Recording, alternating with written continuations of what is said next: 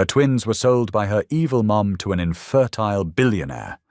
Years later, she received a shocking call. The billionaire, now filled with guilt, reveals that her children, now young, are desperately searching for her. They've lived in luxury, but something is missing.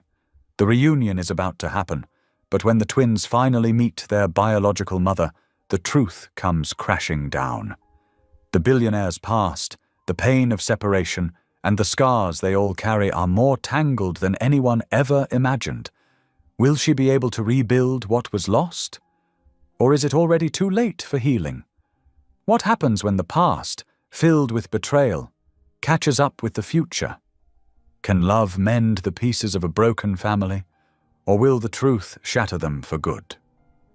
Tell me in the comments where you're watching from right now, and if this story speaks to you, make sure you hit subscribe so you don't miss the next one. The hospital room was quiet, except for the steady beeping of monitors and the soft whimpers of newborn twins. Amelia lay exhausted in the hospital bed, her dark hair damp with sweat, as she cradled her precious babies, one in each arm. Aiden and Ava, just hours old, were perfect in every way. Their tiny fingers curled around her own as they slept peacefully, unaware of the turmoil in their mother's heart. "They're beautiful," Amelia whispered, tears rolling down her cheeks. She traced Aiden's delicate features with her finger, then Ava's, memorizing every detail of their innocent faces. The joy of holding her children was overwhelming, but so was the crushing weight of responsibility. The reality of her situation pressed heavily upon her. At 22 years old, she had no job, no savings, and no support from the twins' father who had disappeared the moment she told him she was pregnant. The small apartment she could barely afford was no place for two babies. "What am I going to do?" she murmured, her voice trembling. As if on cue, her mother swept into the room, her designer handbag swinging from her arm. "Oh, darling," she said, her voice dripping with a mixture of sympathy and judgment. "They're lovely, but you know you can't keep them." Amelia's grip on her babies tightened instinctively. "Mum, please, not now." "When then, Amelia? When you're living on the street? When you can't afford to feed them?" Her mother perched on the edge of the hospital bed, reaching out to stroke Ava's cheek. "I've been talking to Theodore Barrington. You remember him from the country club?"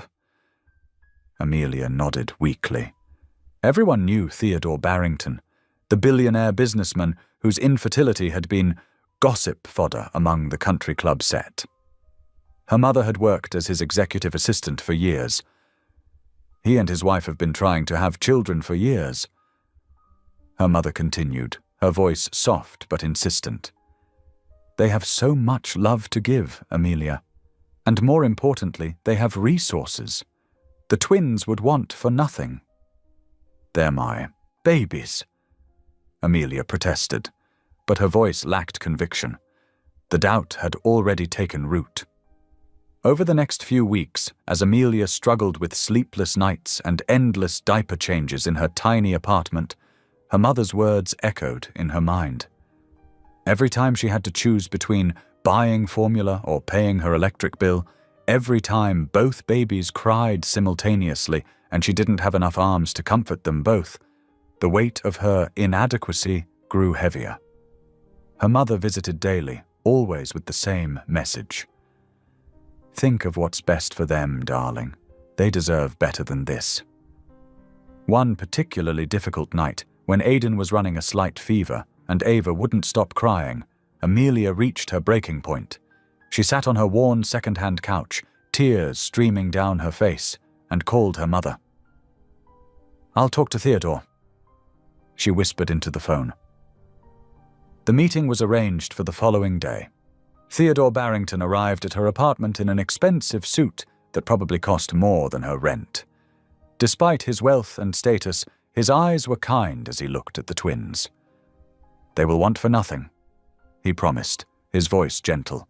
"The best schools, the best opportunities, everything they could ever need or want.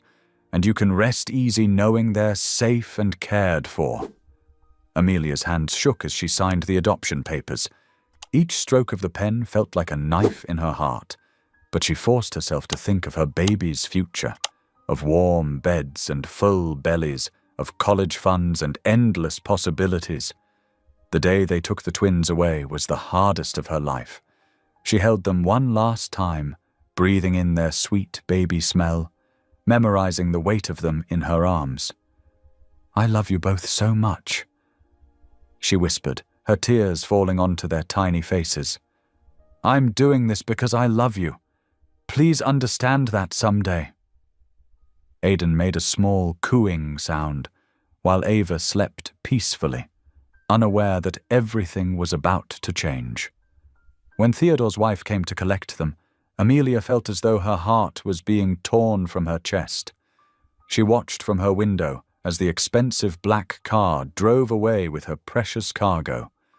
Her knees gave out and she collapsed to the floor, gut-wrenching sobs racking her body. Her mother stood behind her, placing a hand on her shoulder. "You did the right thing," her mother said firmly. "They'll have the life you could never give them." But as Amelia curled into herself on the floor of her empty apartment, surrounded by abandoned baby items and the lingering scent of her children, she wondered if doing the right thing would always feel this wrong. The silence was deafening. No more crying, no more cooing, no more tiny heartbeats against her chest. Just emptiness and an ache so deep she wasn't sure it would ever heal. That night, she lay in her bed, clutching the twins' baby blankets, breathing in their fading scent and trying to convince herself that her mother was right. That, somewhere in a mansion across town, her babies were being tucked into expensive cribs, their futures secure. But it didn't stop the tears from coming, didn't ease the physical pain of her arms aching to hold them. She thought of all the firsts she would miss.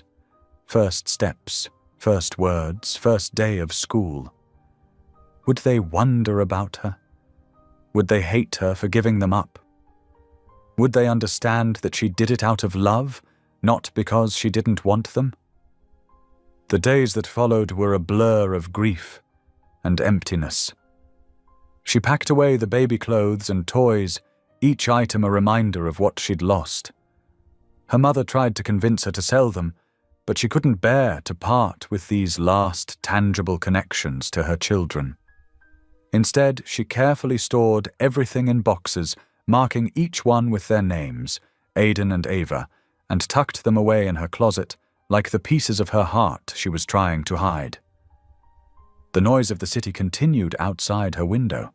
Cars honking, people laughing, life going on as if her world hadn't just shattered into a million pieces. But inside her apartment, time seemed to stand still. Every corner held a memory. The spot where she'd rocked them to sleep, the changing table where she'd sung them lullabies, the window seat where she'd watched the sunrise while feeding them. At night, she would wake up thinking she heard them crying, only to remember they were gone. The phantom sounds of their needs haunted her, making the silence that followed even more unbearable. She kept their hospital bracelets in her bedside drawer, taking them out sometimes just to run her fingers over their tiny names, proof that they had been real, that they had been hers, if only for a little while. Work colleagues and acquaintances, not knowing the full story, would ask about the twins. Each time, she had to swallow back tears and simply say they were being cared for by someone else. The pitying looks and judgmental whispers followed her everywhere, but none of it compared to the judgment she placed on herself. Her mother's visits became less frequent, as if now that the problem was solved, there was no need to check on her daughter's welfare. When she did visit, she spoke of Theodore Barrington's generosity, of how the twins would have every advantage in life, of how Amelia could now focus on her own future. But Amelia's future felt meaningless without her children in it. Each night, before she went to bed, she would look at the only photo she had kept, a simple snapshot taken in the hospital of her holding both babies, tired but smiling. "I love you," she would whisper to their tiny faces. "I hope someday you'll understand. I hope someday you'll forgive me." The weeks following the twins' departure blurred together like watercolors in the rain. Amelia moved through her days like a ghost, going through the motions of living without really being present. Her small apartment, once filled with the sounds of baby coos and cries, now echoed with an emptiness that seemed to grow larger with each passing day. Every morning, she would wake up and reach instinctively for her babies before reality crashed over her like a cold wave. The routine of getting ready for work, which had once been a chaotic juggling act with 2 infants, was now painfully simple. She found herself staring at the clock, knowing exactly what she would have been doing with the twins at any given moment. Their feeding times, their nap schedule, the quiet moments when they would just look up at her with those innocent eyes. At work, Amelia threw herself into her tasks with desperate intensity, hoping to drown out her thoughts in spreadsheets and meetings. Her colleagues noticed the change in her, the dark circles under her eyes, the way her smile never quite reached them anymore. Some tried to ask about the twins, but she'd developed a standard response that kept them at bay. "They're being well cared for." The words tasted like ash in her mouth every time. Her mother's visits became a source of both comfort and torment. She would sweep in, immaculately dressed as always, bearing news of the twins like precious gifts she was bestowing upon her daughter. "Theodore has hired the best nanny money can buy," her mother announced during one such visit, stirring her tea with precision. "The twins have a nursery that looks like something out of a magazine. Really, Amelia, you should be grateful. They want for nothing." Amelia sat across from her, fingers wrapped tightly around her own cup. "Are they happy?" she asked, the question that burned in her heart day and night. Her mother waved dismissively. "Of course they're happy. They're too young to know any different, and they're thriving. Theodore says Aiden is already trying to roll over, and Ava's starting to show real personality." Each detail was like a knife to Amelia's heart, precious milestones she should have witnessed herself. She tried to picture her babies in their luxury nursery, surrounded by expensive toys and professional caregivers. The image should have brought comfort, but instead, it made her ache with longing. The nights were the hardest. In the quiet darkness, doubt crept in like a thief, stealing what little peace she managed to find during the day. She would lie awake, wondering if she'd made the biggest mistake of her life. Her mother's voice would echo in her head, reminding her of all the practical reasons why giving up the twins was the right thing to do. But what about love? What about the bond between a mother and her children? Sometimes she would take out the box of their things she'd hidden away. Each tiny sock, each soft onesie, held memories that threatened to overwhelm her. She had kept one of each of their first outfits, and sometimes she would hold them close, trying to remember how it felt to hold her babies. The financial security she was supposed to feel now that she wasn't supporting 2 infants felt hollow. Yes, her bank account was more stable, but the cost had been too high. She started putting away money each month in a separate account, marking it for A&A, though she wasn't sure if she'd ever have the chance to give it to them. Her mother continued to drop by, always with updates about the twins' life with Theodore. "They've started baby swimming lessons," she'd say, or "Theodore's having a music room built just for them." Each new detail was meant to reassure Amelia, but instead made her feel more distant from her children's lives. One particularly difficult evening, after her mother had left, Amelia found herself looking at real estate listings in Theodore's neighborhood. She knew it was probably unhealthy, but she couldn't help wondering if she might catch a glimpse of them someday, in a park, at a store, anywhere. The thought of them growing up so close yet so far away was almost unbearable. Time continued its relentless march forward. Seasons changed, and with them came new challenges. The first Christmas without the twins was especially difficult. Amelia saw happy families everywhere she looked, parents shopping with their children, holiday cards featuring smiling babies in festive outfits. She wondered if Theodore was taking pictures of the twins with Santa, if they were too young to understand the magic of the season. Her mother tried to help in her own way, bringing news that Theodore had imported a massive Christmas tree and hired decorators to create a winter wonderland for the twins. "They'll never want for anything," she repeated, her standard reassurance. "Theodore even set up trust funds for both of them. Their futures are secure." But security wasn't the same as love, Amelia thought to herself. All the money in the world couldn't replace a mother's touch, a mother's heart. Yet she continued to tell herself that her sacrifice was worth it, that her children would have opportunities she could never provide. It became a mantra she repeated when the guilt threatened to overwhelm her. Each milestone she missed was carefully recorded in a journal she kept hidden away with their baby things. First smiles, first laughs, first solid foods, all experienced by strangers while she could only imagine these precious moments. The journal became both a torture device and a lifeline, a way to feel connected to her children's lives even as she remained separated from them. Spring arrived, bringing with it new life and growth that seemed to mock Amelia's loss. She watched young mothers in the park with their babies, remembering how she had dreamed of taking the twins for walks in their double stroller. Instead, she hurried past, keeping her head down, trying to avoid the sight of what she had given up. Her mother's updates continued, each one a bitter reminder of the life her children were living without her.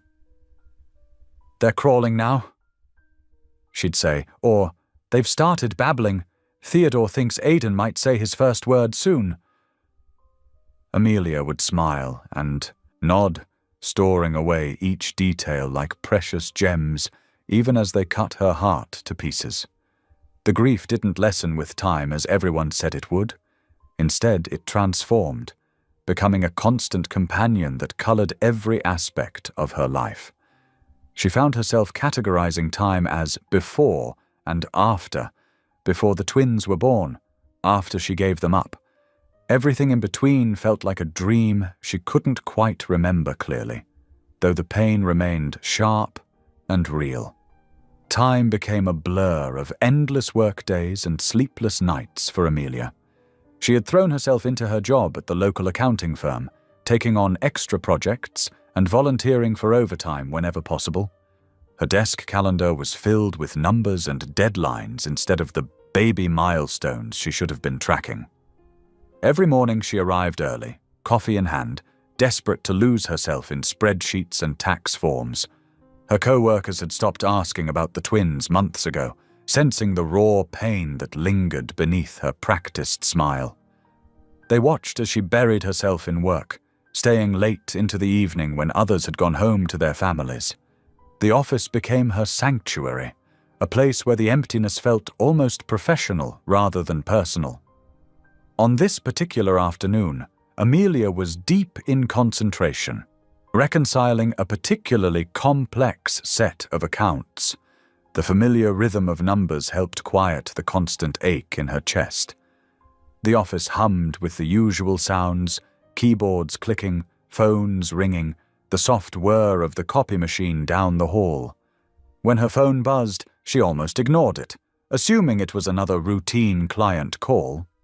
But something made her glance at the screen, an unknown number with the area code from the wealthy part of town where Theodore lived.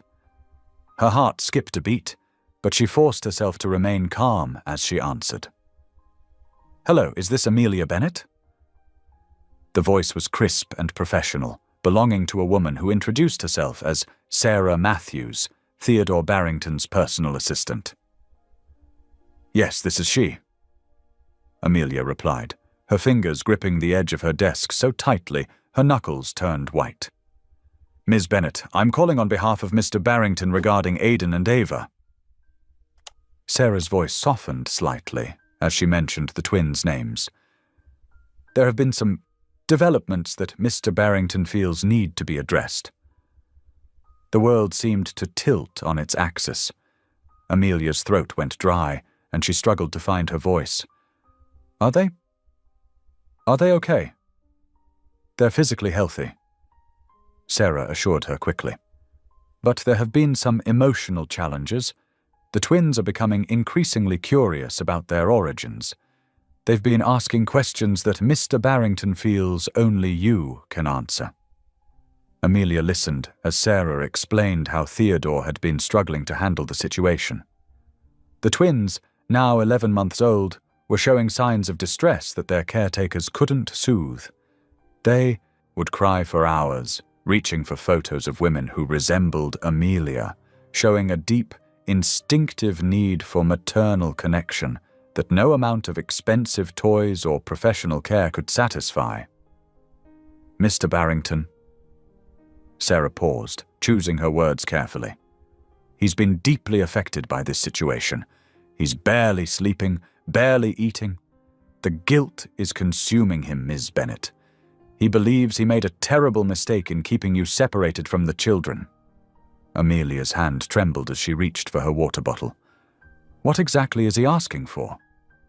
"He would like you to come to the house, to meet with him first, and then, if you're willing, to see the twins. He believes it's crucial for their emotional well-being." Sarah's voice became gentler. "He wants to make things right." The words Amelia had dreamed of hearing for months now seemed almost too good to be true. Her heart raced as conflicting emotions warred within her, hope, fear, excitement, and terror all battling for dominance. "When?" The word came out as barely more than a whisper. "Mr. Barrington would like to meet with you tomorrow afternoon, if possible. He understands this is sudden, but he feels the situation is urgent." Sarah provided the address. Not that Amelia needed it. She had memorized it months ago, though she'd never dared to drive past. After ending the call, Amelia sat motionless at her desk, her mind spinning with possibilities. Her hands shook as she gathered her things, mumbling something about a family emergency to her supervisor. The drive home passed in a blur, her thoughts consumed by images of her babies. Not really babies anymore. She realized with a pang. They would be walking soon if they weren't already.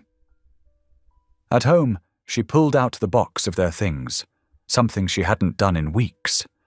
The tiny outfits seemed impossibly small now. Would they remember her scent? Her voice? The way she used to sing to them? Probably not, she thought with a wave of sadness. But maybe, just maybe, there was still some primal connection, some bond that explained their current distress. That night, sleep eluded her completely. She tried on and discarded countless outfits, wanting to look perfect but not too perfect, professional but approachable. She practiced what she might say to Theodore, to the twins' nannies, to the twins themselves. Every scenario she imagined ended differently, some wonderful, some heartbreaking. By morning, dark circles ringed her eyes, but she barely noticed. She called in sick to work for the first time in months, spent an hour doing and redoing her makeup, and finally settled on a simple blue dress that brought out her eyes that Ava had inherited, according to her mother's updates. As she drove toward Theodore's address, her hands were steady on the wheel even as her heart thundered in her chest. This could change everything, she knew, or it could break her heart all over again.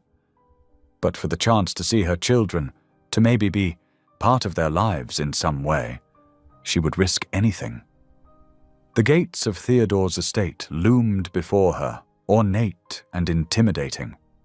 As she announced herself through the intercom, she took a deep breath, straightened her shoulders, and prepared to face whatever came next.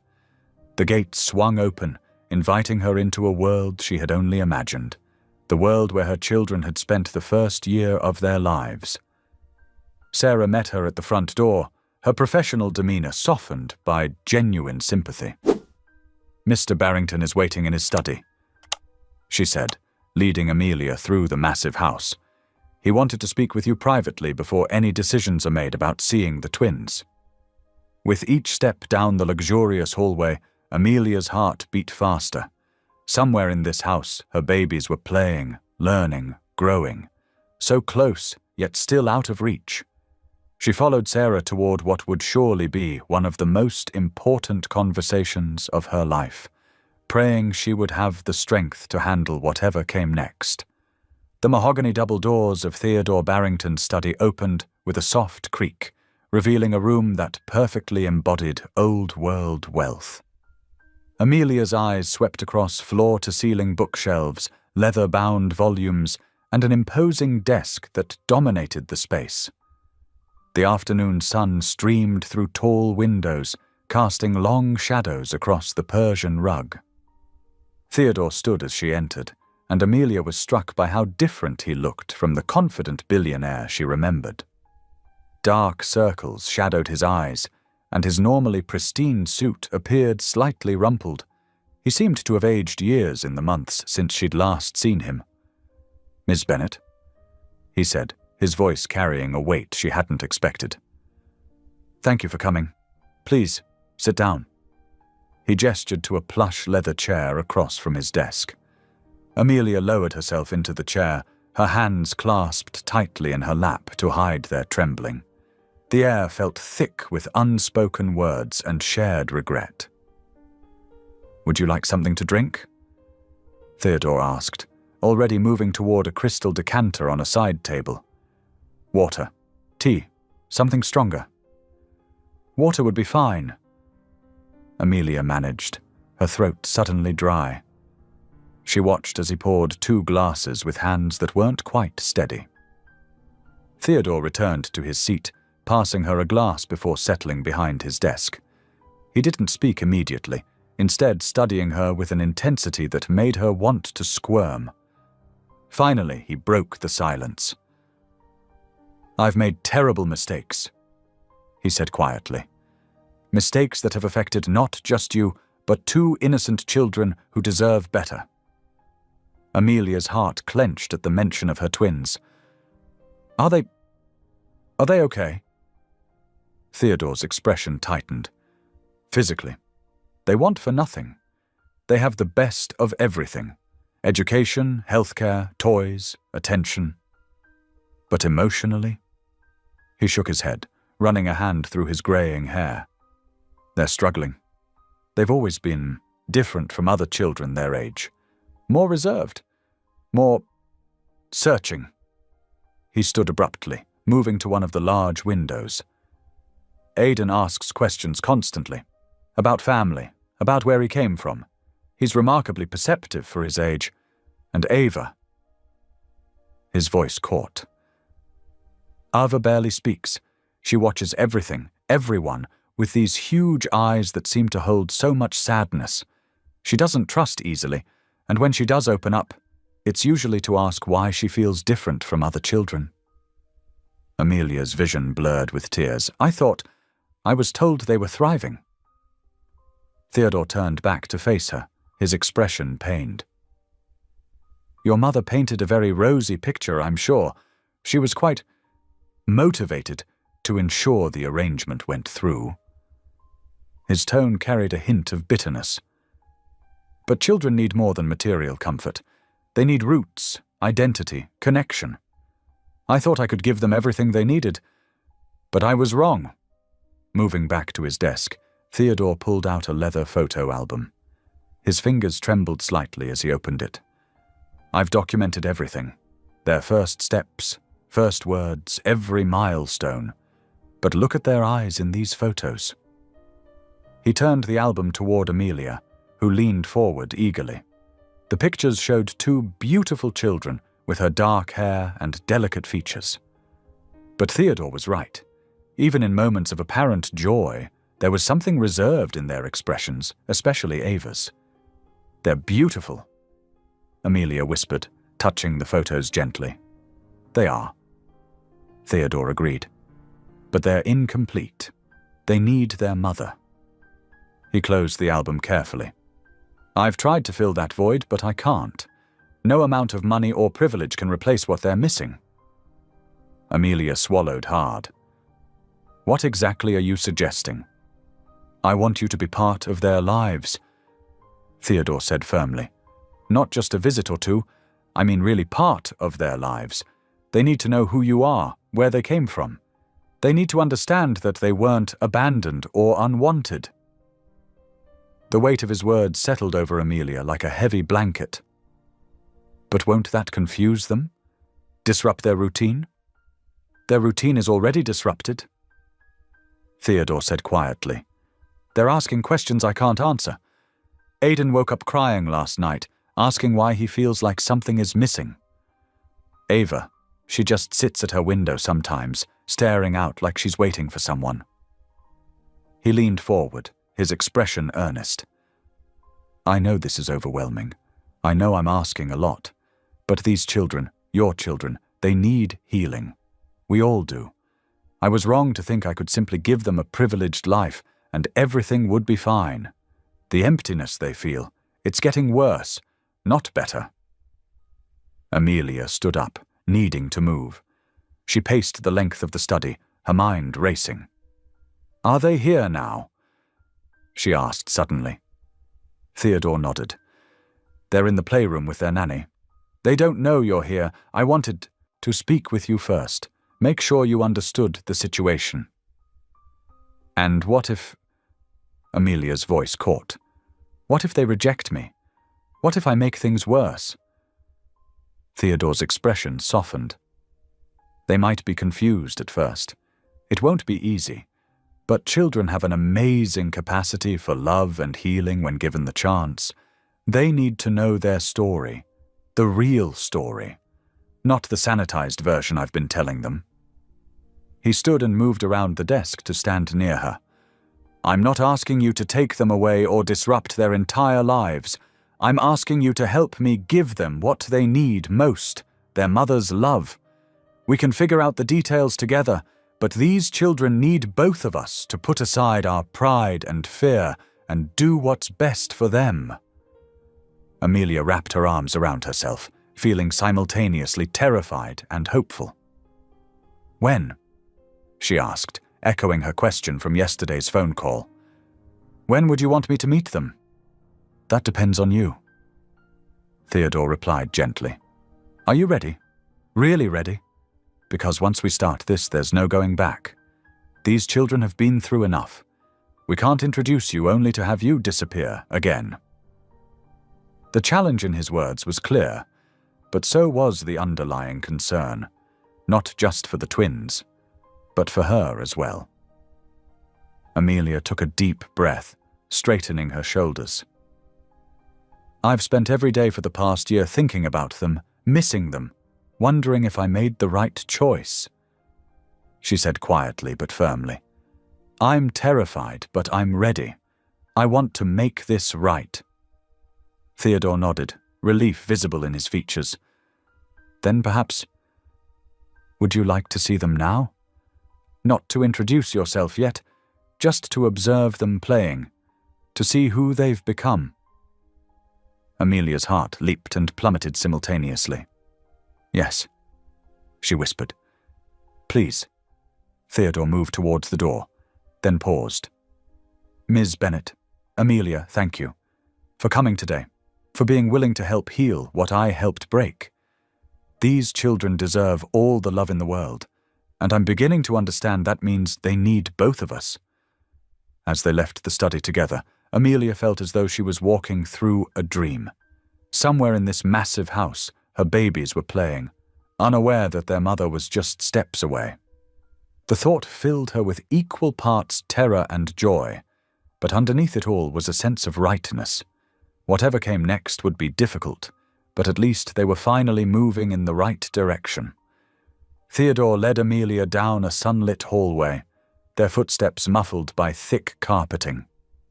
The sound of children's laughter drifted from behind a half-open door, making Amelia's heart skip several beats. She paused, her hand reaching out to steady herself against the wall. "Are you all right?" Theodore asked quietly. Amelia nodded, though her whole body trembled. "Just give me a moment." Through the doorway, she could see a spacious playroom filled with toys. Soft, educational music played in the background, and morning sunlight streamed through large windows. A young woman, presumably the nanny, sat cross-legged on a colourful playmat, watching two toddlers explore their surroundings. Amelia's breath caught in her throat. Her babies! They weren't really babies anymore. They were proper little people now, steady on their feet as they toddled around the room. Aidan, wearing blue overalls and a striped shirt, was stacking wooden blocks with intense concentration. Ava, dressed in a pink jumper, sat a few feet away, carefully turning the pages of a picture book. Theodore cleared his throat softly. "Sarah," he called to the nanny, "would you give us some time?" The young woman looked up, noticing them for the first time. She smiled kindly at Amelia before getting to her feet. "Of course, Mr. Barrington." She patted each child's head as she passed, then slipped out of the room. The twins looked up at the movement, their identical brown eyes, Amelia's eyes, widening as they took in the unfamiliar woman standing beside their father. Aidan immediately dropped his blocks, his curiosity evident as he pushed himself to his feet. Ava, however, clutched her book tighter and shifted backward slightly. "Hello," Amelia managed, her voice barely above a whisper. She slowly knelt down, trying to appear less intimidating. I'm Amelia." Aidan took a tentative step forward, his head tilted to one side. There was something in his expression, a spark of recognition, perhaps, or just the natural openness of a child, that gave Amelia hope. He glanced back at Theodore, who had remained standing by the door, then back to Amelia. "Would you like to see what I'm building?" Aidan asked, his voice small but clear. Tears pricked at Amelia's eyes. "I would love that," she replied. As she moved closer to Aidan's block creation, she couldn't help but notice Ava inching further away, pressing herself against a nearby bookshelf. The little girl's face was a mask of uncertainty, her lower lip trembling slightly. "Ava?" Theodore said gently. "It's okay. She's someone very special who wants to meet you both." Amelia sat down next to Aidan's blocks, careful to keep some distance between them. "This is amazing," she said, indicating his structure. "Are you building a tower?" Aidan nodded enthusiastically. "A big one, like where Daddy works." The word Daddy sent a jolt through Amelia's chest, but she maintained her smile. "That's wonderful. You're very good at this." "Daddy says I'm smart," Aidan declared proudly. He picked up another block, then paused, looking at Amelia with sudden intensity. "Why are you crying?" Amelia hadn't even realized tears were rolling down her cheeks. She quickly wiped them away. Sometimes people cry when they're happy," she explained. "Are you happy to see us?" Aidan asked innocently. "Yes," Amelia whispered. "Very happy." From her corner, Ava watched the interaction with wide, worried eyes. Theodore moved, closer to her, crouching down to her level. "Would you like to come say hello?" he asked softly. Ava shook her head, clutching her book like a shield. Amelia's heart ached at her daughter's fear, but she understood it. She turned her attention back to Aidan, who was now happily showing her how to stack the blocks just right. His small hands were so careful, so precise, just like she remembered them being when he was a newborn, grasping her finger with surprising strength. I need to tell you both something," Amelia said carefully, glancing between the twins. "Something very important." Aidan looked up at her expectantly, while Ava remained frozen in her corner. Amelia's voice cracked. She looked at Theodore, who nodded encouragingly. "I'm your mother. Your birth mother." Confusion clouded Aidan's features. He looked at Theodore, then back at Amelia. "But Mommy says you're my daddy," he said to Theodore, his voice filled with innocent certainty. The words hit both adults like a physical blow. Theodore's face paled, and Amelia felt as though all the air had been sucked from the room. In that simple statement, the full weight of their decisions, the lies, the separation, the loss, came crashing down around them. A small sob escaped from Ava's corner, and they all turned to see her pressing her face into her book, shoulders shaking. Theodore moved to comfort her, but she shrank away from his touch. "I don't understand," Aidan said, his lower lip beginning to quiver. "Are you my mommy?" He looked at Amelia with increasing distress. "But where were you? Why weren't you here?" The questions Amelia had dreaded most came tumbling out of her son's mouth, each one like a knife to her heart. She reached out instinctively to comfort him, but he backed away, moving closer to Theodore. Amelia struggled to find words simple enough for a 1-year-old to understand, yet true enough to begin healing the wounds they'd created. "I am your mother. I loved you. I love you both, very, very much. But sometimes grown-ups make mistakes, even when they're trying to do what's best." "Mistakes?"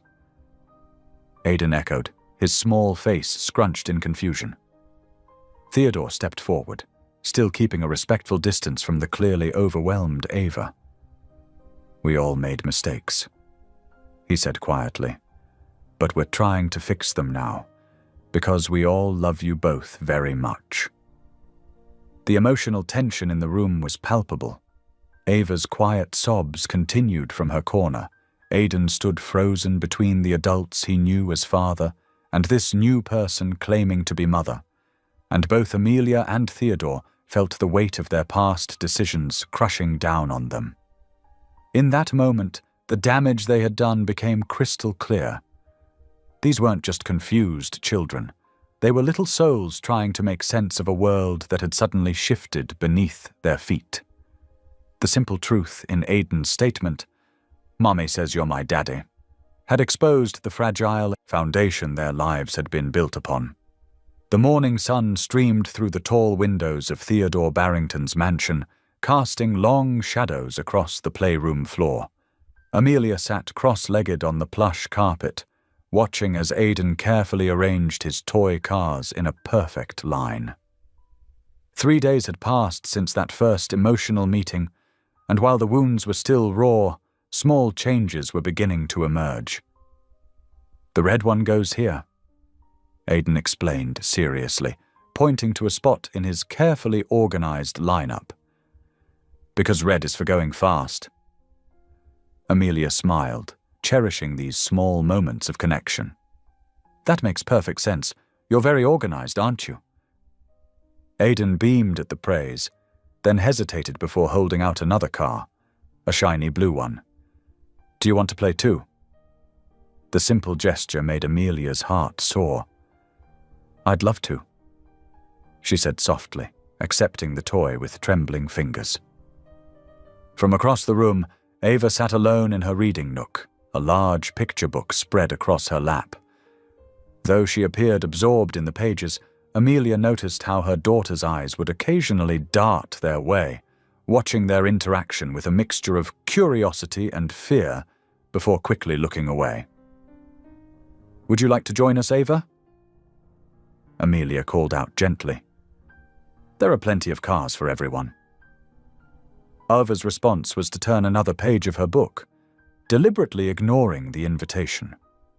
The rejection stung, but Amelia tried to hide her pain for Aidan's sake. Theodore entered the playroom, his presence immediately drawing both children's attention. Ava's face lit up for the first time that morning, and she quickly abandoned her book to run to him. "Daddy."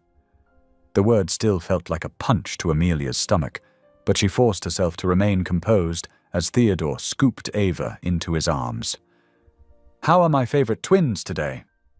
he asked, his voice warm, but his eyes betraying his anxiety as they darted between Amelia and the children. "We're playing cars," Aidan announced proudly. Amelia is playing too." He stumbled over what to call her, clearly uncertain about using Mom, despite knowing who she was. Theodore's grip on Ava tightened slightly. "That's wonderful, but remember what we talked about? It's almost time for your afternoon nap." "But we just started playing," Aidan protested, looking desperately between Theodore and Amelia. "The schedule is important," Theodore insisted, his protective instincts clearly taking over. "Structure helps them feel secure," he added, directing this explanation to Amelia with an apologetic but firm expression. Amelia bit back her frustration. "Of course," she managed to say. "We can play more later, Aidan." As Theodore ushered the twins toward their nap time routine, Amelia couldn't help but notice how Ava clung to him, while Aidan kept glancing back at her with confused longing in his eyes. The pattern continued over the next few days. Every time Amelia seemed to make progress with Aidan, something would interrupt their bonding, usually Theodore's well-meaning but overly protective interventions. Whether it was strict meal times, educational activities, or carefully scheduled play periods, there seemed to be little room for natural, spontaneous connection. During a quiet moment in the garden, while the twins were having their supervised outdoor time, Amelia finally confronted Theodore. "They need time to adjust naturally," she said, trying to keep her voice level. "All these rigid schedules and interruptions, they're not helping." Theodore ran a hand through his hair, a gesture of obvious distress. "You don't understand. After what happened, after what we did, they need stability, structure. What they need is to heal," Amelia countered, watching as Aidan attempted to show Ava a butterfly he'd spotted. Her daughter turned away, retreating to the safety of her nanny's side. "And right now, all this protection is just building more walls." "I see how Ava withdraws," Theodore admitted, his voice heavy with guilt. "But I don't know how to help her. And Aidan, he's so confused. Sometimes I catch him staring at old photos, trying to make sense of everything." Amelia's heart ached at the image. "That's exactly why they need space to process this in their own way. Your guilt, our guilt, it's making everything worse." Before Theodore could respond, a small cry drew their attention. Aidan had tripped while chasing the butterfly, scraping his knee on the garden path. Without thinking, both adults rushed forward, but it was Amelia who reached him first. "Let me see, sweetheart," she soothed, gently examining the scratch. Aidan's tears slowed as she tenderly brushed away the dirt. "It hurts," he whimpered. "I know it does," Amelia said softly. "But you're very brave. Should we go get a Band-Aid?" Aidan nodded, then surprised everyone by reaching up his arms to be carried. Amelia's eyes met Theodore's, seeking permission. After a moment's hesitation, he nodded.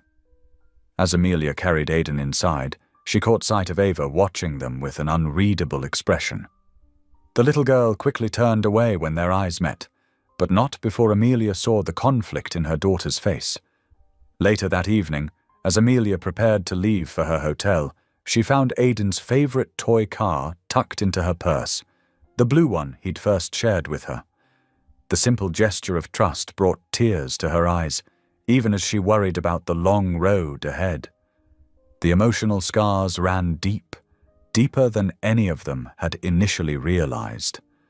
Ava's withdrawal was becoming more pronounced, while Aidan's attempts to connect were frequently hampered by confusion and uncertainty. Theodore's protective instincts, born of guilt and genuine love for the twins, created an additional barrier to the healing they all desperately needed. As Amelia drove away from the mansion, she could see the twins' bedroom light still on, two small shadows moving behind the curtains. One shadow, Aidan's, waved goodbye. The other, Ava's, remained still and distant, a physical representation of the emotional walls they still needed to break down. The complexity of their situation weighed heavily on Amelia's heart. These were her children, yet they were strangers. She was their mother, yet they called another man Daddy. The path to healing seemed increasingly complicated, tangled in a web of protective measures, guilt, and deep-seated emotional trauma that none of them had fully anticipated. The morning sun filtered through the mansion's tall windows as Amelia sat in the formal living room, watching Aidan and Ava play with their toys. Well, Aidan played, rolling his favorite blue car across the expensive Persian rug, while Ava sat in a corner, holding her stuffed rabbit close and occasionally glancing at them with wary eyes. Amelia's heart ached with a familiar emptiness. These were her children, her flesh and blood, yet they felt like strangers. She could see pieces of herself in them, Aidan's curious nature, Ava's thoughtful expressions, but the connection she desperately yearned for seemed just out of reach. Theodore hovered near the doorway, his presence a constant reminder of the complicated situation they all found themselves in.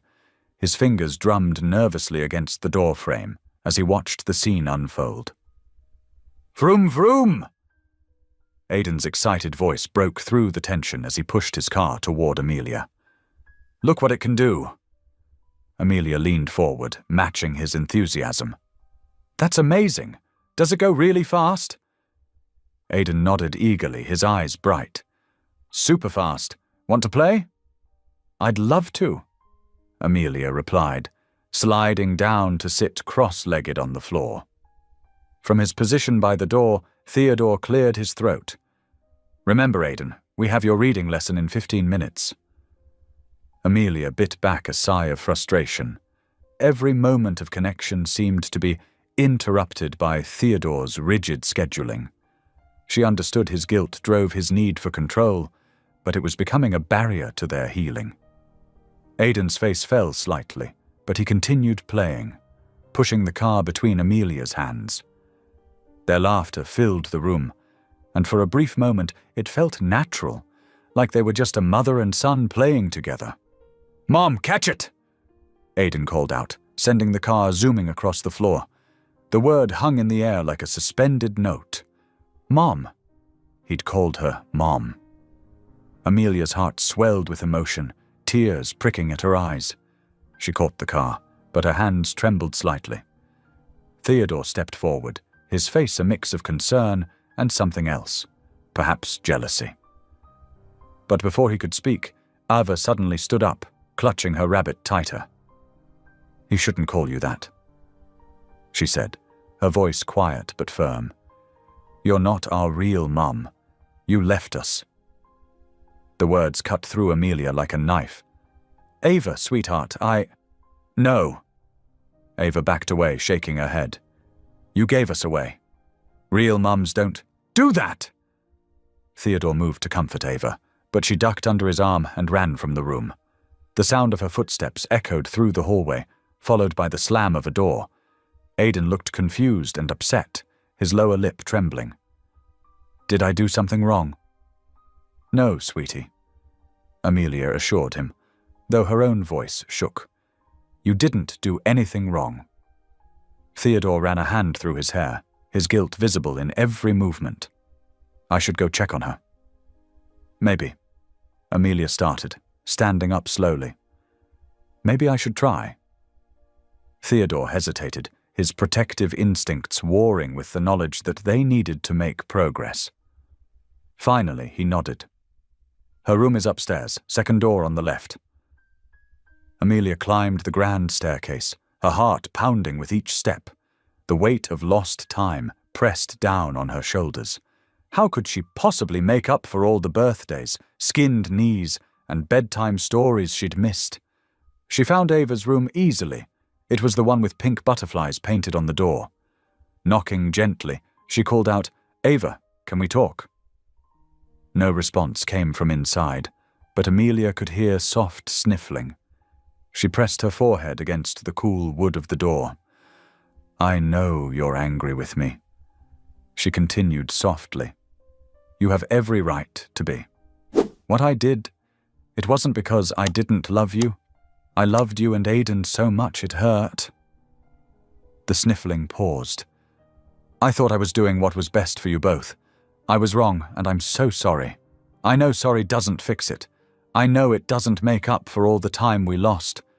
But I'm here now, and I want to try, if you'll let me." Silence stretched between them, broken only by the distant sound of Aiden and Theodore talking downstairs. Finally, Ava's small voice came through the door. "Why didn't you want us?" The question broke Amelia's heart all over again. "Oh, sweetheart, I did want you. I wanted you both so much. I was young and scared, and I listened to people who told me you'd be better off without me. It was the biggest mistake of my life." The door cracked open slightly, revealing Ava's tear-stained face. She still clutched her rabbit, using it like a shield between them. "Aiden wants you to be our mum," she said quietly. "But I don't know if I can." Amelia nodded, fighting back her own tears. "That's okay. You don't have to know right now. We can take all the time you need." Ava studied her face for a long moment, then opened the door a bit wider. "Do you want to meet Hoppy?" she asked, holding up her rabbit slightly. "I'd love to meet Hoppy," Amelia replied softly, recognizing this small gesture for the olive branch it was. They sat together on Ava's bed, keeping a careful distance between them, as Ava told the story of how Theodore had given her Hoppy on her first Christmas. Amelia listened intently, treasuring this moment of connection, however small. Downstairs, they could hear Aiden's laughter mixing with Theodore's deeper voice. The sound reminded Amelia of how different her two children were, Aiden's openness contrasting with Ava's caution. She wondered if they would ever find a balance, if there was any way to truly heal the wounds that their separation had caused. Theodore appeared in the doorway, looking uncertain. "It's time for their afternoon lessons," he announced, though his tone was gentler than usual. Ava immediately stood up, ready to return to the familiar routine that made her feel safe. But before she left the room, she turned back to Amelia. Maybe you could come back tomorrow?" she suggested hesitantly.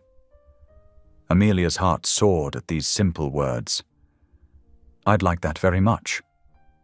As she watched her children follow Theodore down the hallway, Amelia felt a complex mix of emotions wash over her. There was hope in Aiden's easy acceptance and his use of the word mom, joy in Ava's small step toward connection, and lingering sadness for all the moments they'd lost. The path ahead wouldn't be easy.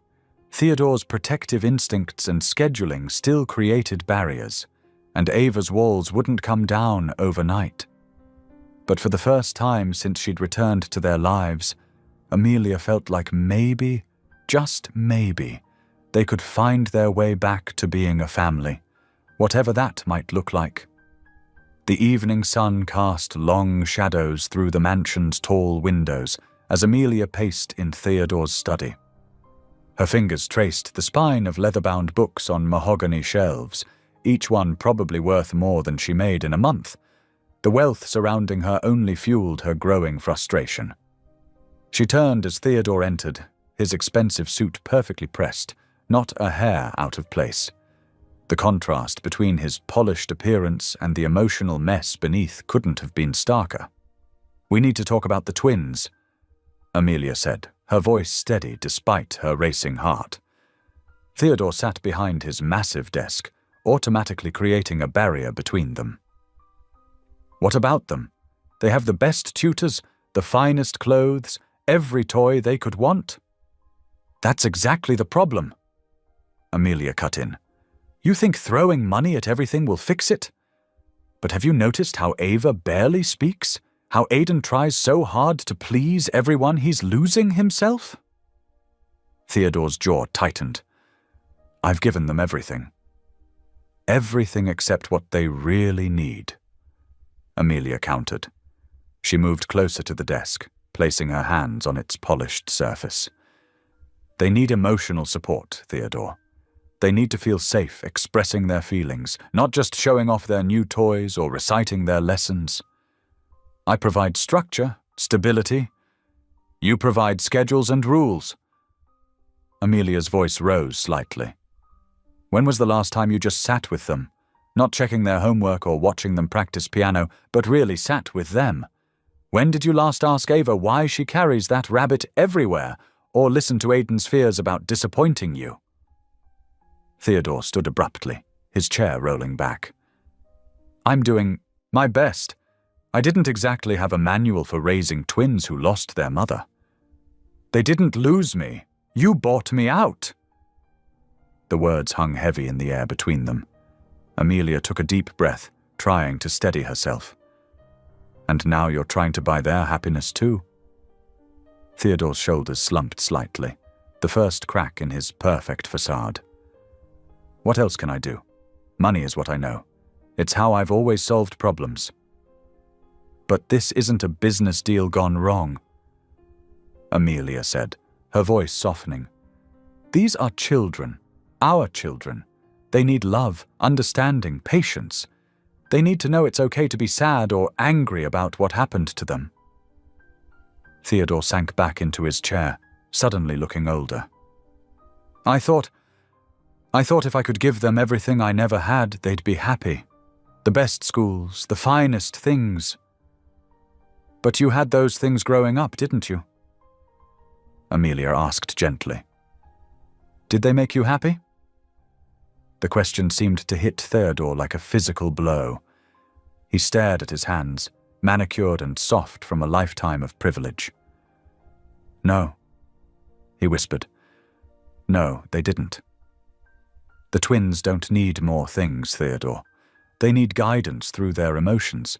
They need to understand why their family is the way it is, and to know that it's okay to have complicated feelings about it. Theodore was quiet for a long moment, his fingers drumming on the desk. I don't know how, he finally admitted. I don't know how to handle emotions, mine or theirs. Every time Ava withdraws or Aiden looks worried, I buy them something new, as if another doll or game could fill the hole we created. Then let me help, Amelia said. Let me take the lead in helping them heal. Stop blocking me with schedules and lessons and rules.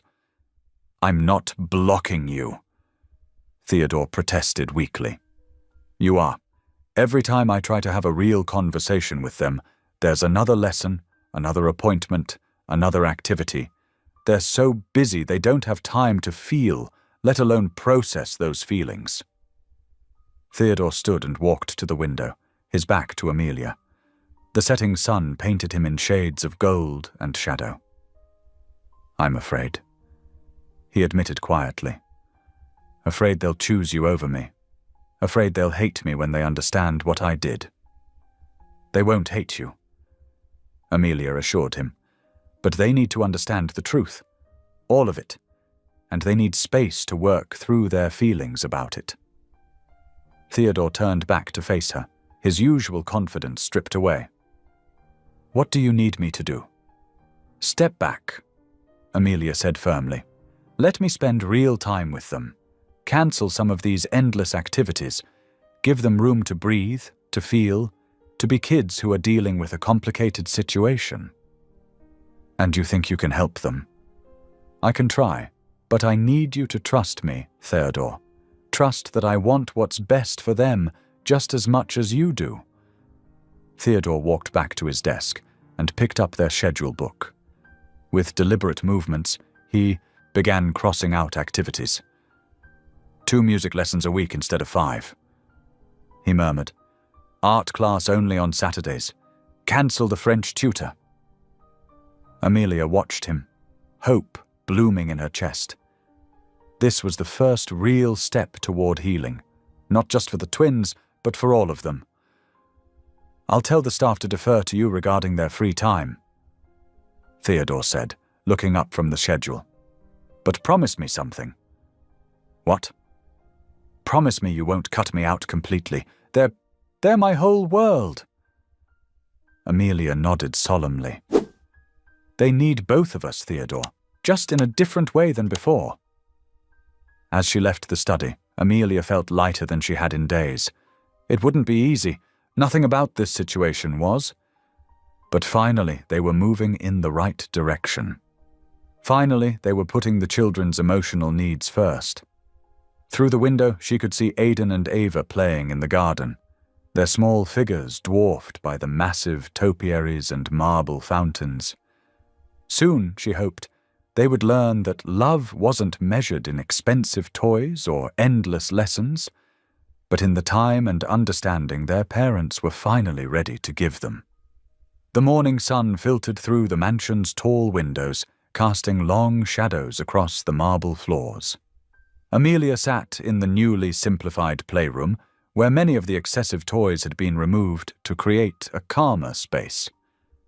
She watched as Aidan carefully stacked wooden blocks, his small face twisted in concentration. "Can you help me build a castle, Mom?" he asked, pushing some blocks toward her. The word Mom still made her heart skip a beat. It had only been a few days since he'd started using it, and each time felt like a precious gift. "Of course, sweetheart," she replied, moving to sit cross-legged beside him on the plush carpet. As they built together, Aidan's small hands occasionally brushed against hers. Each touch felt like a bridge being built between them, slowly but surely. On the other side of the room, Ava sat alone, clutching her favorite stuffed rabbit and watching them with wary eyes. "Would you like to join us, Ava?" Amelia called softly, trying to keep the desperation out of her voice. Ava's only response was to turn away, pressing her face into her rabbit's worn fur. Aidan noticed his sister's rejection and frowned. "Why doesn't Ava like you?" he asked innocently, placing another block on their growing structure. Amelia's throat tightened. "Sometimes," she began carefully, "when people are hurt or scared, they need more time to trust again. Your sister is trying to protect herself." "From what?" Aidan's curious eyes met hers. "From being hurt again," Amelia whispered, her heart aching. Aidan was quiet for a moment, his little fingers tracing the edges of a wooden block. "Where were you before?" he finally asked. "When we were babies?" The question she'd been dreading had finally come. Amelia took a deep breath, knowing this conversation could change everything. I was trying to make sure you and your sister would have a good life," she began, her voice trembling slightly. "But why didn't you stay with us?" Aidan's lower lip quivered. "Didn't you want us?" Tears pricked at Amelia's eyes. "Oh, sweetheart, I wanted you more than anything in the world. Both of you. But sometimes—" She paused, searching for words a child could understand. "Sometimes grown-ups make mistakes because they're scared and confused." From across the room, she noticed Ava had turned slightly, listening while pretending not to. "I was very young when you and Ava were born," Amelia continued. "I didn't have much money, and I was scared I couldn't give you everything you needed. My mother, your grandmother, she told me that Mr. Theodore could give you a better life than I could. But we needed you," Aidan said simply, his words piercing her heart like arrows. "Yes," Amelia agreed, wiping away a tear. "You did. And I'm so sorry I didn't understand that then. That's why I'm here now, trying to make things right." Aidan abandoned his blocks and crawled into her lap, a gesture that both healed and hurt. "I don't understand," he admitted, his small voice muffled against her shirt. I know, sweetheart. I don't really understand it all myself sometimes. She held him close, savoring his trust while being acutely aware of Ava's continued distance. Later that afternoon, Amelia attempted to spend one-on-one time with Ava. She sat near, but not too near, where the little girl was coloring, and began to softly hum a lullaby she used to sing when they were newborns. Ava's crayon stopped moving, but she didn't look up. "That's a beautiful picture," Amelia commented gently. "May I see it?" Ava's response was to gather her crayons and move to the other side of the room. "Ava," Amelia called softly, "would you like to hear a story?" The little girl shook her head firmly, her back still turned. Amelia's heart cracked a little more, but she persisted. "That's okay. I'll just sit here for a while, if that's all right with you." No response. For the next hour, Amelia simply sat quietly, occasionally commenting on the weather or describing the birds she could see through the window. Ava remained resolutely turned away, but she didn't leave the room. When it was time for their afternoon snack, Amelia approached Ava slowly, kneeling down beside her. "Would you like me to help you wash your hands before we eat?" Ava's face crumpled, and the tears began. They weren't the typical toddler tears of frustration or tiredness. These were deep, heart-wrenching sobs that seemed to come from somewhere far too painful for such a small child to know. Instinctively, Amelia reached for her daughter, but Ava scrambled away, her cries growing louder. The rejection felt like a physical blow, but Amelia forced herself to stay calm. "It's okay to cry, sweetheart," she said softly. "It's okay to be angry with me. I'm not going anywhere." Ava's sobs continued as she pressed herself into the corner of the room, her little body shaking with the force of her emotions. Amelia's own tears fell silently as she watched her daughter's pain, knowing she was the cause of it. "I love you, Ava," she whispered. "Even when you're angry, even when you cry, even when you don't want me near you, I love you, and I'll be here when you're ready." The afternoon stretched on, filled with Ava's tears and Amelia's quiet presence. She didn't try to touch her daughter again, didn't try to force a connection. Instead, she simply stayed, bearing witness to Ava's pain, showing her daughter through actions rather than words that she wouldn't abandon her again. When Theodore came to check on them, Amelia shook her head slightly, silently asking him to give them space. He hesitated, but respected her request, leaving them alone with their shared grief. Eventually, Ava's sobs quieted to hiccups, then to sniffles. Her small body remained curled in the corner, but the tension in her shoulders had eased slightly. Amelia continued to sit nearby, her heart both breaking and hoping. "Would you like me to read you a story?"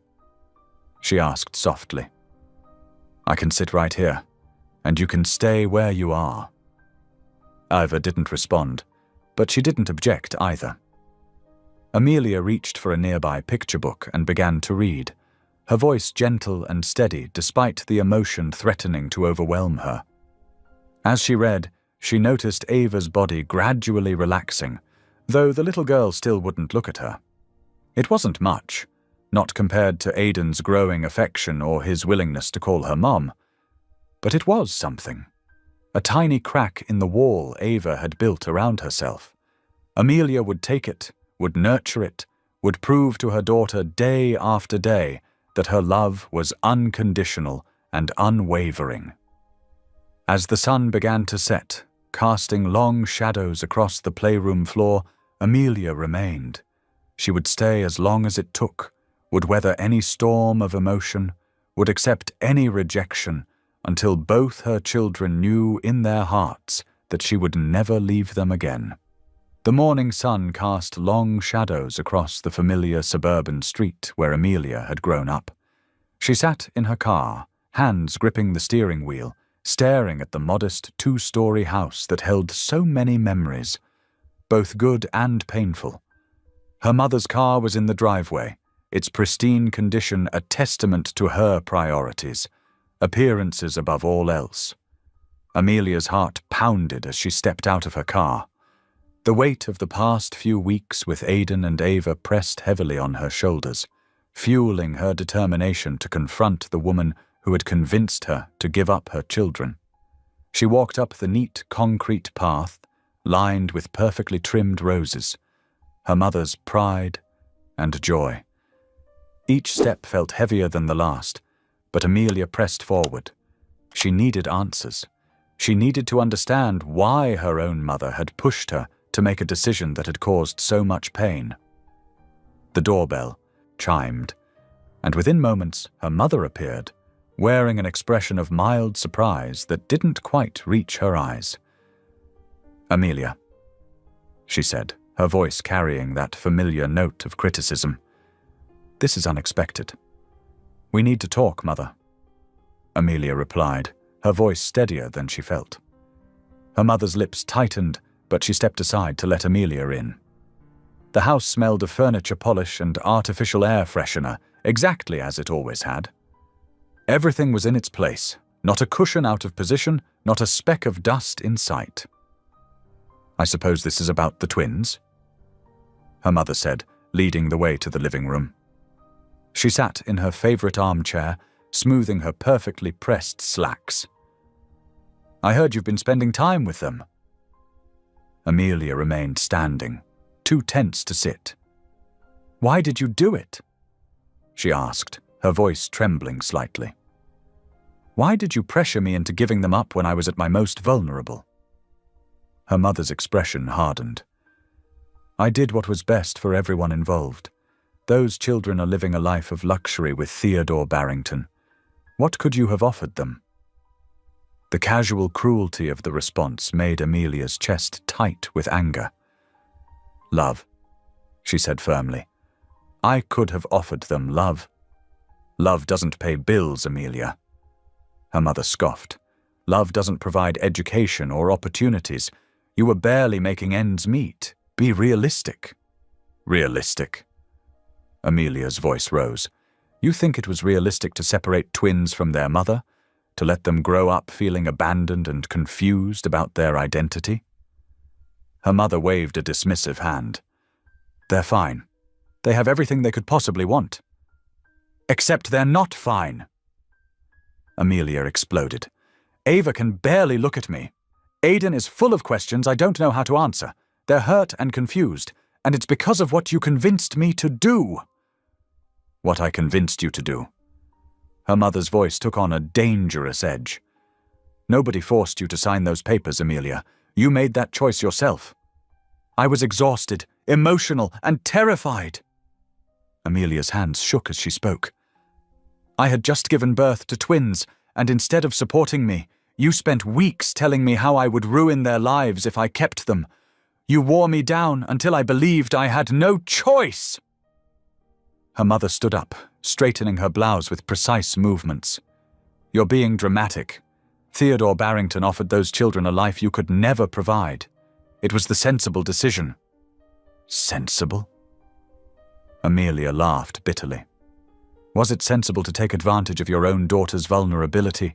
To push her into giving up her children for money?" Her mother's face flushed. "The arrangement was completely legal." "Legal doesn't make it right." Amelia cut her off. "Do you have any idea what it did to me? What it's still doing to those children? Those children have everything they could ever want." Her mother repeated stubbornly. "Except their mother," Amelia said, quietly. "Except the chance to grow up knowing they were wanted and loved from the moment they were born." Her mother's expression remained cold and unmoved. "If you're here looking for an apology, you're wasting your time. I stand by what I did." The words hit Amelia like a physical blow. She stared at her mother, really seeing her for perhaps the first time, seeing the emptiness where maternal love should have been, the cold calculation that had always governed her actions. "You know what's truly sad?" Amelia said, her voice quiet but firm. "You're so convinced that money equals love that you can't even see the damage you've done. Not just to Aidan and Ava, but to me. To our relationship. Don't be melodramatic, Amelia, her mother said sharply. Everything I've ever done has been for your benefit. No. Amelia shook her head. Everything you've ever done has been for your benefit, for appearances, for what other people might think, but never, not once, for what I needed as your daughter. Her mother's face hardened further. If you've come here just to throw accusations, I came here for answers. Amelia interrupted, and I got them. Not in your words, but in your complete inability to take responsibility for what you did, in your total lack of empathy for what those children are going through. She turned towards the door, then paused. I won't be back, Mother. I'm going to focus on healing my relationship with my children, on showing them what real maternal love looks like, on being everything you never were to me. Her mother's voice followed her to the door. You're making a mistake, Amelia. Those children are better off. Those children are my responsibility now, Amelia said firmly, her hand on the doorknob. And I'm going to spend the rest of my life making up for the mistake I made in listening to you. She walked out of the house, not looking back even as she heard her mother call her name. The morning sun felt warmer now, more welcoming. Despite the pain of the confrontation, Amelia felt lighter, clearer, more certain of her path forward. As she drove back toward Theodore's estate, toward Aidan and Ava, she felt a renewed sense of purpose. Her mother would never acknowledge the pain she'd caused, would never take responsibility for her actions. But Amelia could break that cycle. She could show her children what real love looked like, messy, imperfect, but unconditional. She would stay present for every tear, every question, every moment of anger or confusion. She would prove to them, day by day, that she was there to stay, that they were wanted, that they were loved. The road ahead wouldn't be easy, but for the first time since reuniting with her children, Amelia felt truly ready to face it. She had confronted her past, faced the source of her pain, and emerged stronger. Now she could focus entirely on healing her family, starting with the two precious souls waiting for her at Theodore's estate. The afternoon sun streamed through the mansion's tall windows as Amelia sat cross-legged on the playroom floor. Colourful building blocks were scattered around her, and Aidan was busy constructing what he called a super-tall tower. His small hands worked carefully, his tongue sticking out in concentration. "Look, Mommy," he exclaimed, placing another block on top.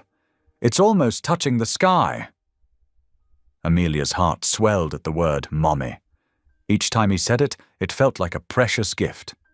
Just weeks ago, he had been hesitant, calling her Miss Amelia or simply avoiding names altogether. Now the word flowed naturally from his lips, as if it had always belonged there.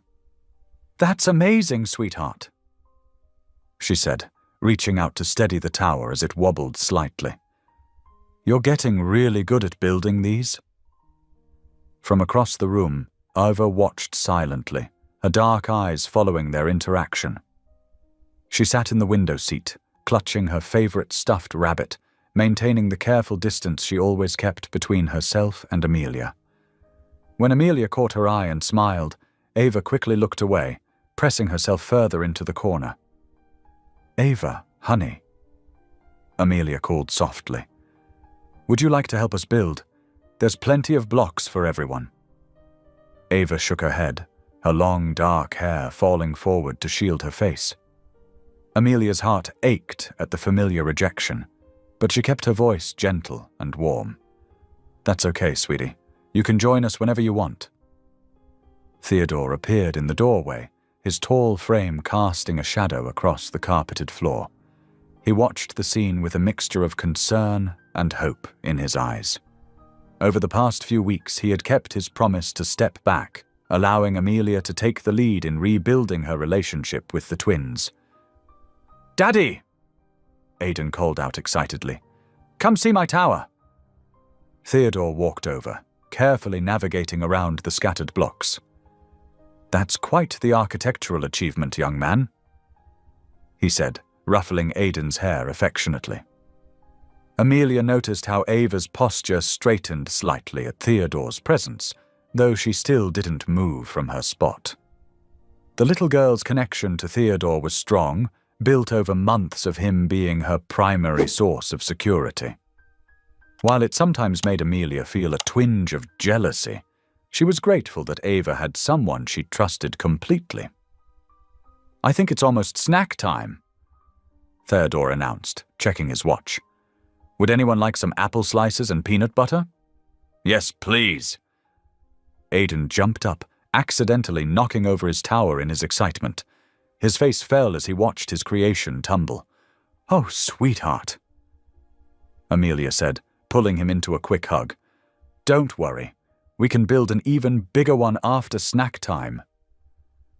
Aiden's arms wrapped around her neck, and he pressed his face into her shoulder. "Promise, Mommy." "I promise," she whispered, breathing in the sweet scent of his hair. From her corner, Ava watched the exchange, her fingers tightening around her stuffed rabbit. When Theodore held out his hand to her, she slipped off the window seat and took it, but her eyes kept drifting back to Amelia and Aiden. In the kitchen, Amelia helped Theodore prepare the snacks, slicing apples while he got out plates and napkins. Aiden chatted animatedly about his tower plans, while Ava sat quietly at the table, her rabbit still clutched tightly. "Would you like to help me arrange the apple slices, Ava?" Amelia asked, keeping her tone light and casual. "We could make them look like a flower on the plate." Ava looked at Theodore, who gave her an encouraging nod, but she still shook her head. Amelia continued working, trying not to let her disappointment show. She had learned that pushing too hard only made Ava retreat further. "That's okay," Amelia said cheerfully. "Maybe next time." As they ate their snacks, Aiden continued to chatter, filling the kitchen with his bright energy. He told stories about his day at preschool, each tale punctuated with, "Right, Mommy," or "Remember, Mommy." Each time, Amelia's heart grew fuller, even as she noticed Ava watching these exchanges with an unreadable expression. After snack time, Theodore had to take a business call, leaving Amelia alone with the twins in the playroom again. Aiden immediately wanted to rebuild his tower, but this time he had grander plans.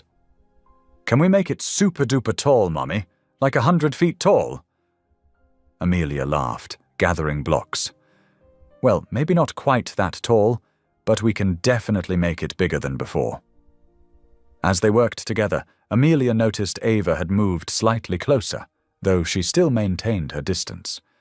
Instead of sitting in the window seat, she was now on the floor, watching them from behind a large stuffed elephant. "You know," Amelia said casually, not looking directly at Ava, "this elephant could use a nice house too.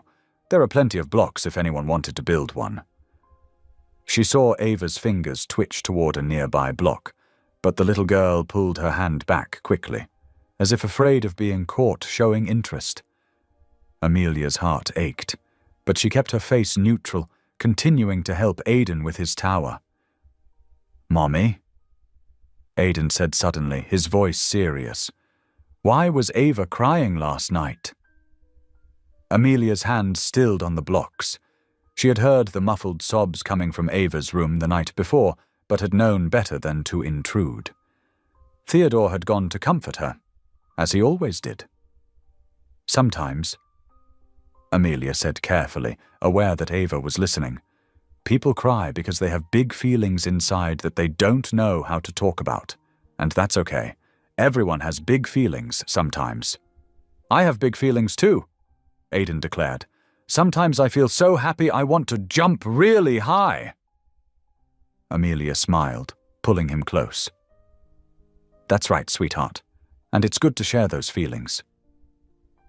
She glanced at Ava, who was now staring intently at the block in front of her. Without looking up, the little girl reached, out and picked it up, turning it over in her hands. It wasn't much, but to Amelia it felt like a tiny breakthrough.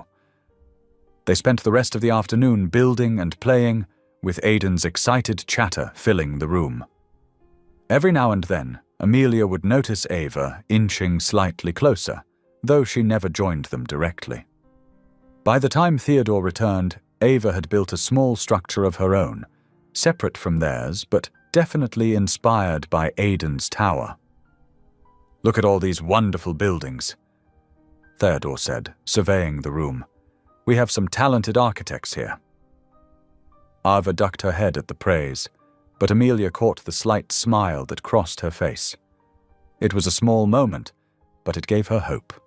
Every day brought tiny steps forward, even if they were sometimes followed by steps back. As Theodore helped clean up the blocks, Amelia watched her children. Aidan, open and affectionate, already calling her mommy with such natural ease, and Ava, still uncertain and guarded, but perhaps starting to let her walls down just a little. The road ahead was still long, but Amelia was committed to walking it at whatever pace her children needed. "Time for dinner," Theodore announced, checking his watch. "Should we have it in the dining room or the kitchen tonight?" "Kitchen," Aidan shouted, while Ava nodded in agreement. The kitchen had become their preferred spot, less formal and more conducive to the kind of family moments they were slowly building together. As they walked to the kitchen, Aidan slipped his small hand into Amelia's, chattering about what he hoped they would have for dinner. And though Ava still walked close to Theodore, Amelia noticed that the gap between them had shrunk just a little bit more. The winter holidays arrived with a gentle dusting of snow, transforming Theodore Barrington's sprawling estate into something that looked like it belonged on a greeting card. Inside the mansion's warm interior, Amelia helped Aidan hang colourful ornaments on an enormous Christmas tree, while soft holiday music played in the background. "Hiya, Mummy. I want this star to go way up there." Aidan stretched on his tiptoes, pointing to a spot just out of his reach. Amelia lifted him carefully, supporting his small body as he placed the glittering ornament exactly where he wanted it. His face glowed with pride as he admired his handiwork. "Perfect," she said, kissing the top of his head. "You have quite an eye for decorating." From her spot on the plush window seat, Ava watched them, her own ornament clutched tightly in her hands. Though she hadn't joined them at the tree, she had moved closer than usual, and Amelia counted that as progress. Theodore entered the room carrying a tray of hot chocolate, complete with whipped cream and candy canes. "I thought we could use some festive refreshments," he said, setting the tray down on the coffee table. "Careful now, it's still hot." Aidan scrambled down from Amelia's arms and rushed to the tray, but remembered his manners at the last moment. "Thank you," he said carefully, waiting for Theodore to hand him his mug. "Ava, sweetheart," Theodore called gently. "Would you like some hot chocolate?" The little girl nodded, sliding off her perch and approaching the group. She accepted her mug with both hands, and to everyone's surprise, sat down on the floor near where Amelia and Aidan were working on the tree. "Would you like to help us decorate?" Amelia asked softly, trying to keep her voice casual, despite the hope blooming in her chest. "There are some beautiful angels in this box that need homes on the tree." Ava looked at the box, then at her hot chocolate, then back at the box. After what seemed like an eternity, she set her mug down carefully and reached for an angel ornament. Without a word, she stood up and hung it on a lower branch of the tree, right next to one of Aidan's stars. Theodore watched from his armchair, his eyes misty. He had spent years trying to give the twins everything money could buy, but watching them now, decorating a Christmas tree with their mother, he realized what they had really needed all along. The genuine smile on Ava's face as she reached for another ornament was worth more than all the expensive gifts he had ever given them. The afternoon passed in a peaceful rhythm of decorating, sipping hot chocolate, and listening to holiday music. Aidan kept up a steady stream of questions about Christmas traditions, and Amelia answered each one patiently, sharing stories from her own childhood. "Did you have a big tree like this when you were little, Mommy?" Aidan asked, carefully hanging a glass ball. "No, sweetheart. Our tree was much smaller, but we made all our ornaments by hand. Maybe we could make some together this year." "Yes, please." Aidan bounced excitedly. "Can we make snowflakes and stars and reindeer and angels?" Ava's quiet voice surprised them all. It was the first thing she had said all afternoon. Amelia's heart swelled. "Of course we can make angels, sweetheart. As many as you'd like." Theodore cleared his throat, fighting back emotion. "I'll have Maria bring up some craft supplies after dinner. We can set up a table right here by the tree." As the sky outside darkened, the tree lights cast a warm glow across the room. Aidan had curled up next to Amelia on the sofa, tired from all the decorating, but still chattering about their crafting plans.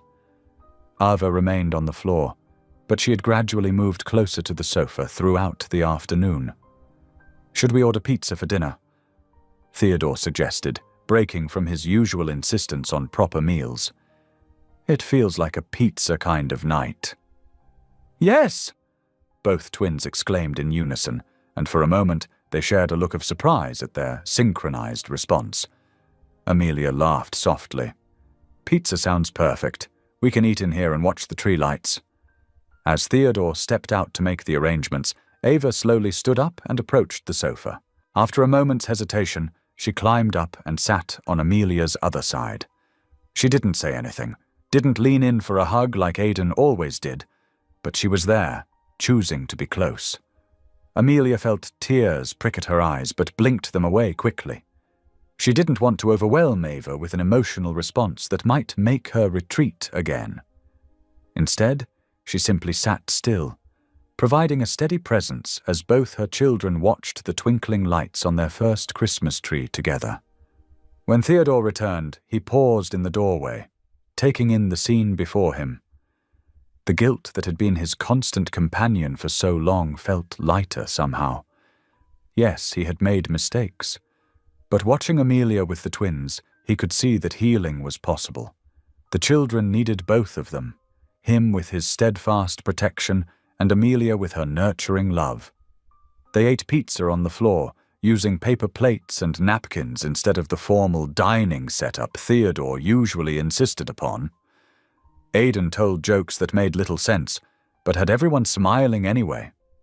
Even Ava giggled once, quickly covering her mouth as if surprised by her own laughter. As the evening drew to a close, with the twins growing sleepy and the room bathed in the soft glow of Christmas lights, there was a palpable sense of peace that none of them had felt before. It wasn't perfect. There were still wounds to heal and trust to rebuild, but it was real and warm and full of promise. Amelia looked at her children, at Theodore, at the beautiful tree they had decorated together, and felt something settle in her heart. This was what healing looked like. Not grand gestures or dramatic moments, but small steps forward, quiet choices to be present, and the gentle unfolding of love given time and space to grow. Aidan sat cross-legged on the floor near the Christmas tree, fiddling with a loose thread on his sweater. His eyes met Amelia's with a mix of curiosity and hesitation.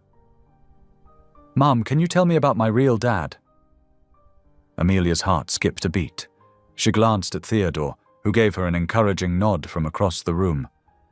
Taking a deep breath, she chose her words carefully. "Your father was someone I knew when I was very young," she began softly. "He wasn't ready to be a daddy when I told him about you and Ava. It was a very difficult time for me." Unknown to them, Ava had stopped playing with her new toys and was listening intently from behind the couch. "Did you love him?" Aidan asked, his voice small. I thought I did, Amelia answered honestly. But the love I felt for you and your sister was so much stronger. That's why giving you up was the hardest thing I've ever done. I wanted you to have everything I couldn't give you then. A soft sniffle came from behind the couch. Ava emerged, her eyes wet with tears. She moved closer, sitting down next to her brother. You didn't want to give us away? Ava whispered, speaking directly to Amelia for the first time in days. Never, Amelia said firmly, her own tears falling. I thought about you both every single day. I love you more than anything in this world. Ava hesitated for a moment, then crawled into Amelia's lap, burying her face in her mother's shoulder. Amelia held her daughter close, feeling the walls between them finally beginning to crumble. Aidan joined the embrace, and for several minutes they sat together in silence, healing old wounds with each shared breath. The winter sun cast long shadows through the windows of Amelia's mother's pristine living room. Amelia stood with her shoulders squared, facing the woman who had caused her so much pain. I need you to understand what you did to us, Amelia said, her voice steady despite the trembling in her hands. You took my babies away when I was at my most vulnerable. Her mother sat perfectly composed in her expensive armchair, examining her manicured nails. I did what was best for everyone. Those children have had every advantage with Theodore Barrington. Every advantage except their mother's love. Amelia countered. You never once considered how this would affect them. Or me. Oh, please, her mother scoffed, waving her hand dismissively. You were young and penniless. What kind of life could you have given them?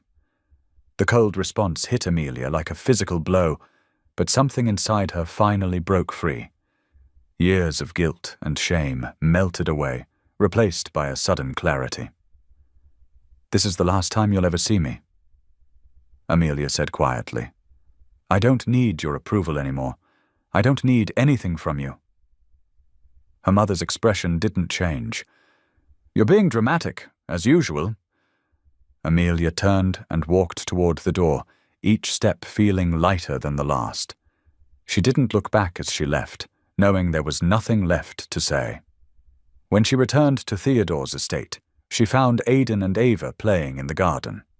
Their laughter carried on the crisp air, and Theodore watched them from the patio with a gentle smile. This was her family now, imperfect, healing, but real. The weight she'd carried for so long began to lift from her shoulders. She had finally let go of the past, and her future was right here, waiting with open arms. As spring bloomed across the estate's gardens, so did the delicate bonds within its walls. Theodore had learned to step back, watching from a respectful distance as Amelia spent precious time with the twins.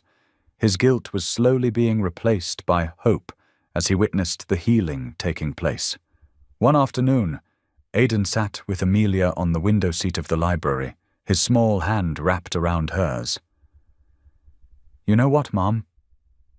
He said softly, the word Mom now flowing naturally from his lips. I used to think having lots of toys meant having everything, but this feels different. Different how, sweetheart? Amelia asked, her heart warming at his words. Like we're a real family now, not just people living in the same house.